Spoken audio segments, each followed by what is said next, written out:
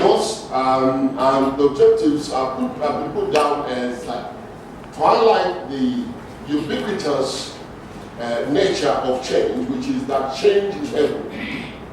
The other objective is to identify and evaluate the drivers of change and to put into context the dynamics of our times, in particular reference to Zimbabwe, to impart knowledge on the process of change management, to develop skills on effectively managing change.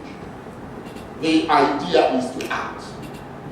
It's not just about job, it has to be acted. It's very important to appreciate that. Draka has already been quoted, and one of the quotes that I like from Draka is that the only certain is change. Change is the only certain. Whatever the circumstances, change is the only certain. So whatever we are doing, we need to make sure that we change.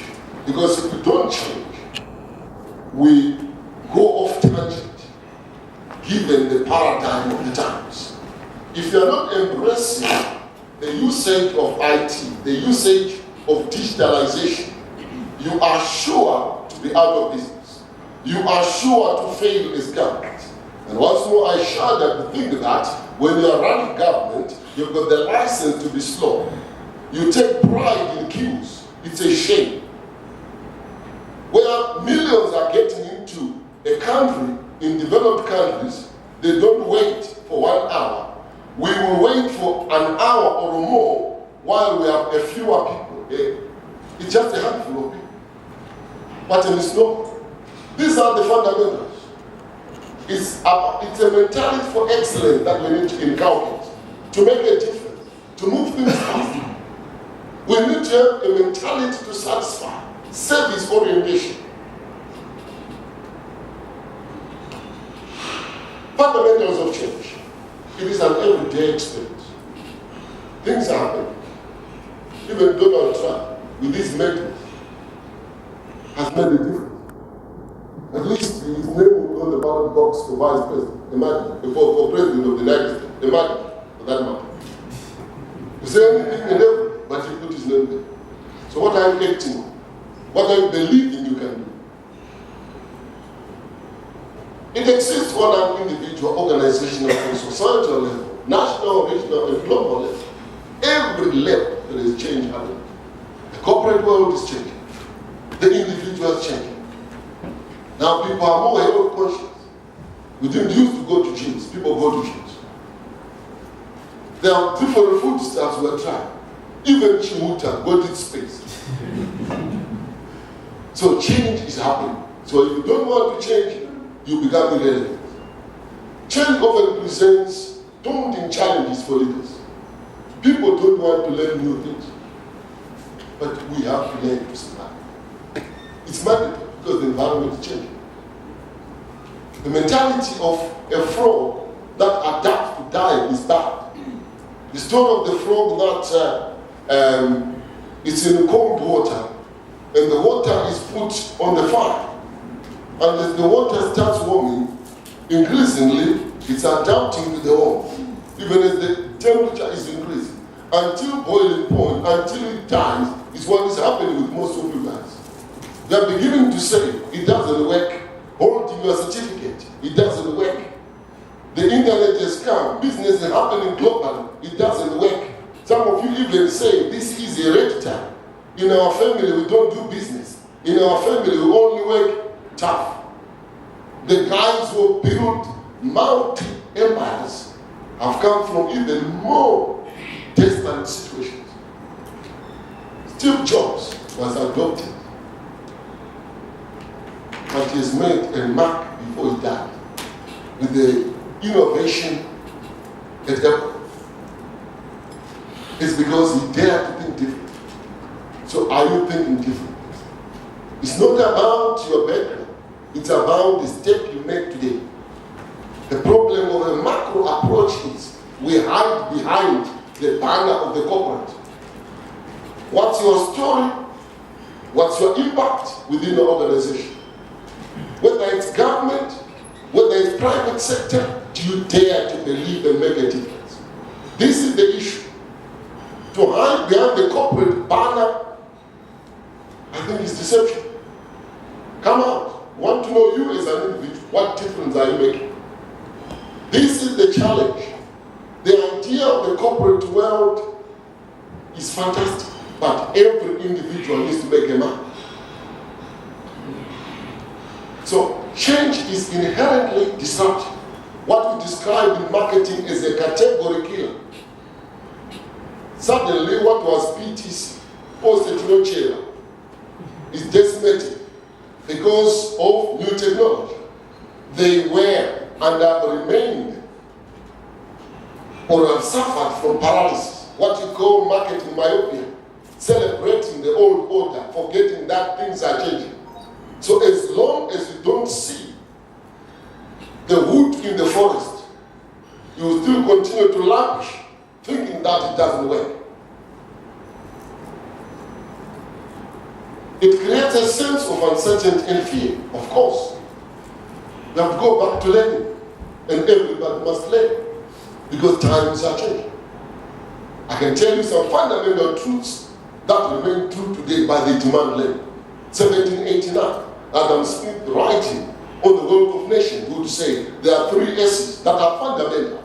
And he says, as far as he's concerned, we need to specialize, we need to standardize, and we need to simplify processes. Our government systems, private systems, standardized or it's haywire. Do we take time to think and act? Vision does not lie in daydreaming. Vision lies in practicality that is action-oriented. If we are dreaming of being something, there must be scope for operationalizing. It's not just about daydreaming. You can start imagining that you are going on a holiday to Mars next year, but you're doing nothing. You won't go. It feels good to think so, but you won't go. So it is high time we think practically and act practically. Those are the simple fundamentals. It's time to also question ourselves. There's this habit that if we criticize, it's confrontation. I don't know who told people that conflict per se is always hatred. It is not. Part of the conflict is natural and inbuilt in our systems.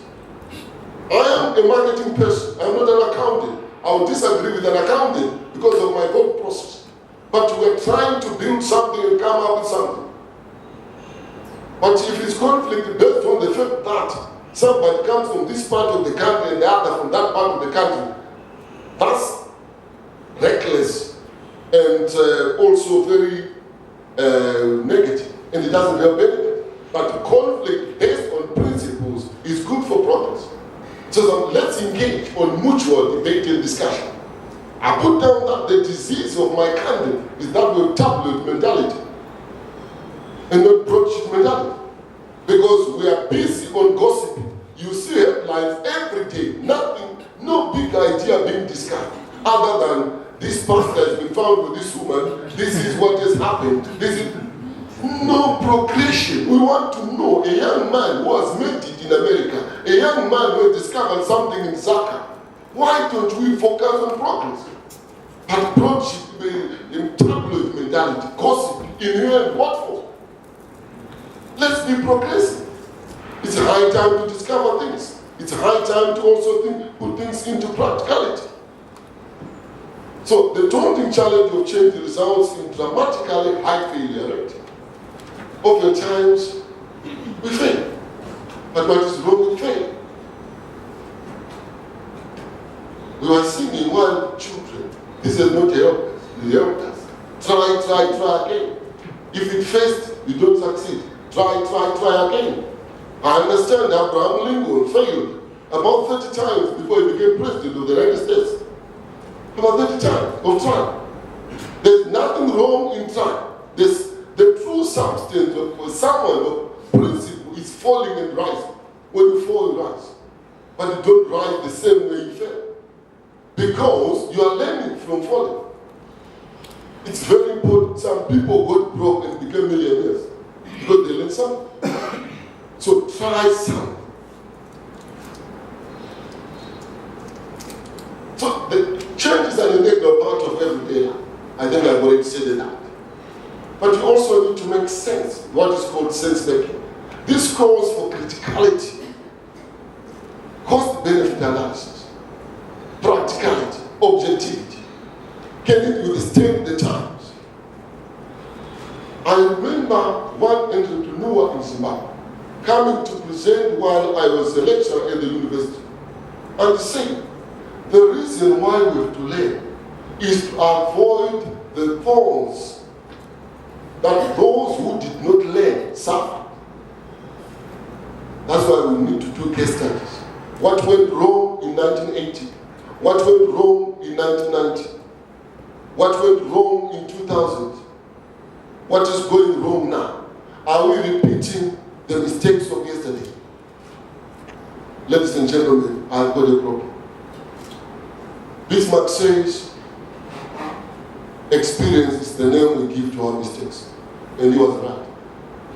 There are many people, some of them sitting in front of me.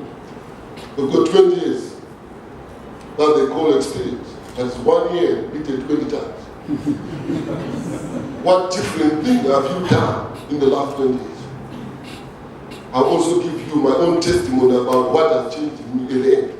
Because I've got this problem where we sound very nice and nobody says, so what have you done? I have to tell you what I have done and what has changed in you. Because you need to learn from that. And when I engage with you on a personal level, I should be able to say to you, I should be able to kick your shins so that you do something different. As an academic, I have students who are in high positions, whom I go and salute because they've done a good thing. We need to hear great stories coming from every one of us that people who have encouraged you can come and say, this is great. You have made this proposal in your department. You have started this project. You have created this kind of good thing. You initiated a community thing. That's the kind of change we're talking about. And all there is an opportunity every day and every day. So don't tell us there's nothing to do. And don't tell us somebody will do it for you. They won't. They won't do it for you. You have to do it yourself. As surely as the sun rises and sets, man is born, lives and dies, changes and set in his life. Nothing remains the same or lasts forever. So in that change of our opportunity, creation was a revolution. We set in motion the clock of the times. Ticking is a weakness to change. So naturally change occurs and also happens. Supernatural. Refer to the Old Testament, New Testament, and the story of evolution. It's all about change. Things are happening. Forget not, the world set in motion for you when you are born. And it's going to end in this earth when you go. So what are you doing in between? That's the big thing. Don't start saying who, because your time is different from my time. But you have to make your mark now, wherever you are. And some of you are saying, but it doesn't work. It works. Everybody has an opportunity. Now, I just want to take you through strategic thinking, because the problem we have is we don't have strategic thinkers. We've got people who want to conform to the situation. You have to think strategically and practically. You have to take practical steps, reflect on the situation.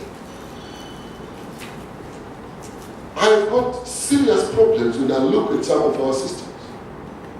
Yesterday I went into a shop, and there is a Coca-Cola refrigerator with prices on it. So I picked up a few items based on the prices that I saw, and I presented the exact amount based on what I paid. And I was told on the till that, no, we sell them for this much. But the price is actually saying something different. There's something really wrong with that. What is wrong with some of the systems is that we are so traditional. You have to fill a form, you have to do this, you have to do this. Nobody's thinking of making it faster, saving time, which is very expensive. And we've got that problem of time. I'm sorry to say this, mother. I was talking about the value of time. And you came to Thank you so much. I needed to hear that. Time is of the essence. time value of money, but we don't, as Zimbabweans, unfortunately, we don't respect time. And people tell you, I'm 5 minutes away, while the guy is still back. Deals have been lost here in Zimbabwe because of time money. We don't respect time. How can we be an international player when our sense of time is warped? I think when we grew up, we were told we're expecting them this week. So we got the whole week to delay. Sorry, that's not modern day business. It's the real time. If you say this time, it is to be that time. We do not need to change programs to accommodate latecomers. The latecomers must come in and blame themselves for being late. That's how ruthless we have to be. You don't go and sit in an office waiting for somebody who told you to come 3 hours ago. And this guy is coming just now. And just now tend to be the whole thing. What a shame. These are the practical issues. You have to think of yourself as an individual brand, making a contribution to the community. Simple as that. That's how we're going to make a difference. Let your own image stand and make a difference. Otherwise, what we are expecting as change, we will find that when that change comes, which people are dreaming of, which probably they don't know, but I'm telling you, we are irrelevant in that change. As long as we're with this mindset that says, they will do and we will follow. So change is about this particular process, where you need to understand the environment. You need to define the key issues to be considered. You need your strategic options. You also need to be clear on strategy implementation. Now, these are simple, practical things that you need to think about. I've seen that people have got the habit of writing in detail, just to be able to put in the shelf, nicely covered, and nobody acts on it. Many offices have got fantastic folders with what they call their strategy. If you go and ask them what's your strategy, they say, sorry, that is the folder. Nicely packaged. Nobody does anything about it. It's high time we act. Laws are there. X are there. Who is doing what? It's high time we act. So, change fundamentally is about a current state, going to transition, and then come to a future state. Something has to be changed. The fundamentals, the process of delivery. How do you deliver your service? This is not about private sector only. Even the government needs systems and processes. What happens at immigration? What happens within the police? There's a policing that sounds very old-fashioned. There are things that I even asked in Rwanda. Somebody was complaining the other day and was told that you don't have the right spare. But this is a manufactured wheel that is meant to go with that car. It is supposed to fit on that car. And the guy said, no, it's the wrong dimension. Why don't you go and sue the manufacturer? Why don't you go and sue the manufacturer? And conformance is the biggest problem we have. I was sitting before somebody yesterday who says we specialize in manufacturing, in repairing manufactured items. And I said, okay, so you're struggling. Yeah, we're struggling. I said, the clients you have want these items that are working. Why don't you get the item and sell it yourself? So I know we've never sold the item, but you're repairing it. And your customers are asking you, we want a new one. Why don't you say, don't worry, we'll bring you a new one, and you make money out of the new one? Traditionalism is a problem.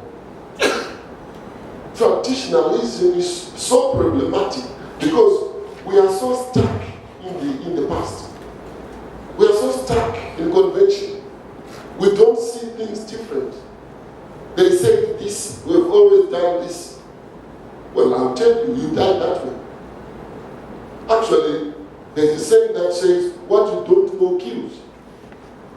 If you don't know that you can make money out of selling the same item you service, that may kill you because you end up without revenue and the business goes down.